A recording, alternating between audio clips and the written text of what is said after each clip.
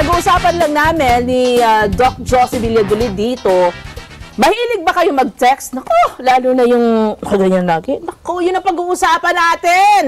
Text neck. Text neck. Magandang umaga muna, Doc. Magandang umaga. At saka mga kataong bahay, makinig po kayo dahil majority ngayon, mga babies pa lang, ha? Actually, na tinitrain na nila laging nakayuko na rin, no? Hindi pa man marunong mag-text, pero papindot-pindot na sila. Yung mga babies, madami po ngayon. Ano ba talaga ito? Excuse me, bigla ko naalala yung napanood ko sa isang cable TV na itong tinatalakay na rin text neck syndrome. Kayo nga magpaliwanag do. Sige po. Pag sinabi syndrome, disorder na. Dati ang mga syndrome lang noon, no? Mga Abay Julie, Down syndrome. Yes, yung mga ganyan. Menstrual syndrome. Oo. Pero meron identified na siya na disorder ngayon dahil sa katitext. Yung effect ng text na yan sa neck natin. Kaya tinawag siya text neck syndrome na siya. So identified na siya kaagad. Yung mga growing up kids ngayon, yun ang mga sakit nila. So identified na doon galing yung mga neck pain nila at saka yung humpback nila. Kasi lagi sila nakahukot. Hukot na, diba? no? Nakahukot na, natutulog or nakahiga sa kama. Nagte-text. Nag-aaral, di ba? Puro ganun na rin. Kasi minsan yung mga assignments nila through text na rin pinapasa, di ba? So, ang ano ngayon ng mga kabataan, kaya it's a growing up na syndrome na ngayon. Evolution, kaya tinawag na nga, evolution of text neck. Bakit nag-evolve na ngayon yung sakit na yan na hindi naman dati ang mga bata? Oo nga. So start na yun ngayon ng sakit na yan.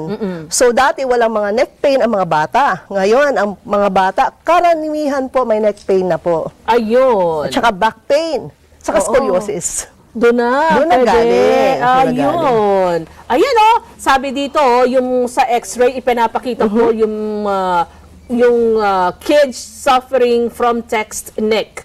Ano yan, Doc? Bakit naman explain nga, Doc? Yung ibig sabihin, anong kinalaman sa dental ng text neck na yan? Yung panga po natin, yung panga ng mga bata, hindi na po nagsusupport ng ulo. So, ibig sabihin, yumuyukod sila, naiipit yung mga ugat sa leeg. Ayan na nga po. Eto na naman kami. Pag may naipit, ayan ang problema. So, yung mga bata na yan, yung paghinga nila mahigpit. So, naiipit kasi nakadesign ang panga natin to support the head.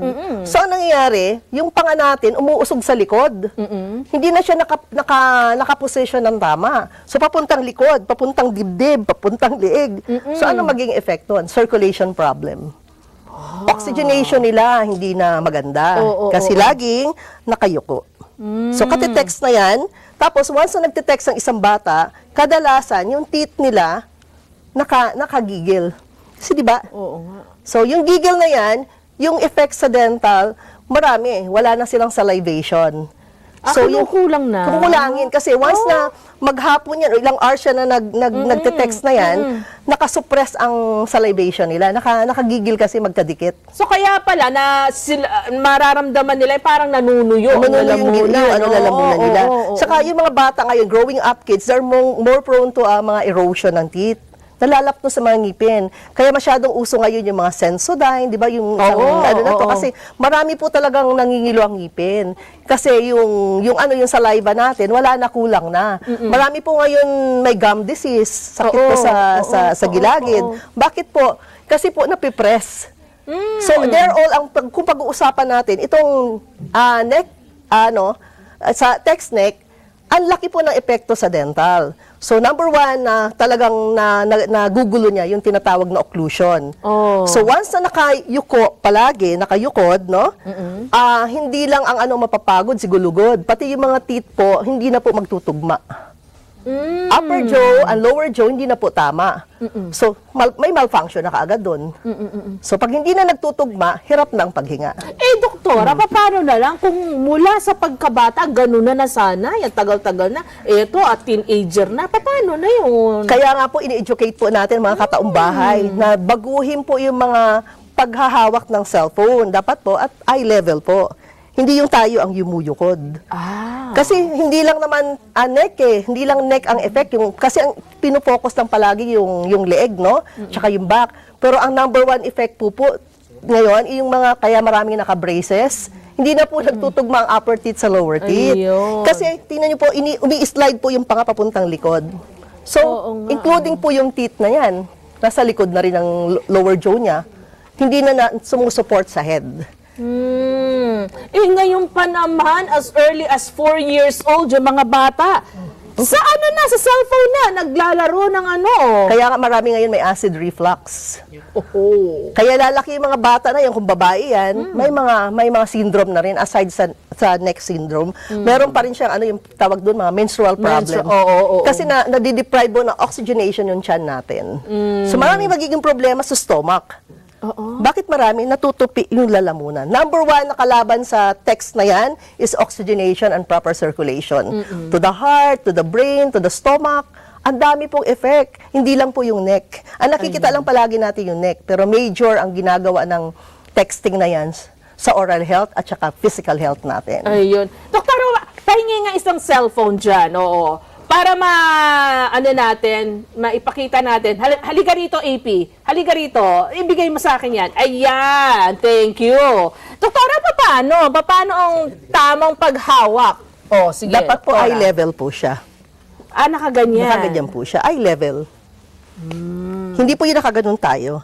Okay. Kasi kung tutusin, pag nakayuko po tayo, yung trigeminal nerve natin, natutupi din. Yung ugat natin papunta sa mata, papunta sa ngalangala, papunta sa lalamunan, parang binend mo nila rin siya. Kasi iniisip, pagkaganyan naman ng doc, parang yun ang komportable. Pero, komportable ka nga, pero Pero may damage. May damage na dyan sa paghinga mo, may naiipit na mga ugat. Hindi ba? Tsaka kung tutusin, Ayun. kung ang 12 cranial nerves, sa mga ugat sa ulo na 12, the biggest nerve ang nasa ngipin. Trigeminal nerve, that's the biggest nerve. So, ibig sabihin, yung biggest nerve na yan, inipit mo ng ilang oras. So, nasusuppress yung visual, yung papunta sa mata.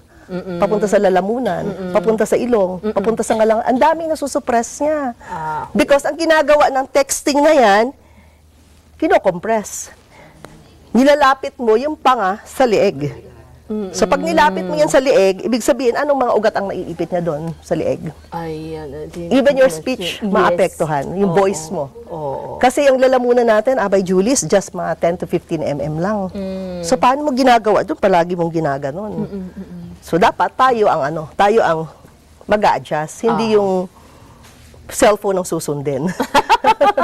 Tayo may brain diba? Ito wala Sige. At narito pa ang karagdagang tips ni Doktora, mga bay, para po sa atin, para maiwasan ang text neck syndrome. So para maiwasan po natin, lagi pong yung posture natin, yung pag-upo natin habang nagte-text, nakaano po tayo. Hindi po nakayukod. Ganun po palagi, no? Hindi yung nakaganon. Kasi once na dinikit po natin ang panga natin sa leeg, ang simple lang naman ang magiging sakit mo, sakit din sa leeg. Pang ang ulo mo naman, niyukod mo, na magiging sakit uli? Sakit sa likod. So, hindi lang yun ang physical, pati dental. So, di ba? Sabi ko, bakit magkakaroon dental problem? Kasi magkakaroon po kayo ng malocclusion. The upper teeth and the lower teeth, hindi na siya magtutugma. Kasi nilalayo mo yung panga mo sa ngalangala. Di ba? Layo. Gumagano'n ka. Pero mga bay, maaari ang sinasabi nyo ngayon ay parang ang hirap yata. Mahirap sa simula. But prevention is better than cure. Bakit mo naman, Hanggang sa pwede mo naman makasanayan. i-prevent, di ba? Yung isang bagay na para hindi ka magkasakit, di ba? Ayan. So maraming salamat, Doc. Maraming salamat. At tatandaan nyo, ha? Text, neck. Text neck. Kumusta nga pala kina Ate Connie at kay Lydia dyan sa Dentacare? Yes. Siyempre. Hi! So, Doc, thank you so much ulit. Maraming salamat din po at abangan ulit sa susunod. Correct. Yes. Sana marami kaming naibahagi, especially si Doktora, dito sa kalusugan sa ngipin. Lalo na ito pong syndrome na bago, text neck syndrome. Babalik agad kami. Diyan lang kayo mga bata. Thank you, Doc.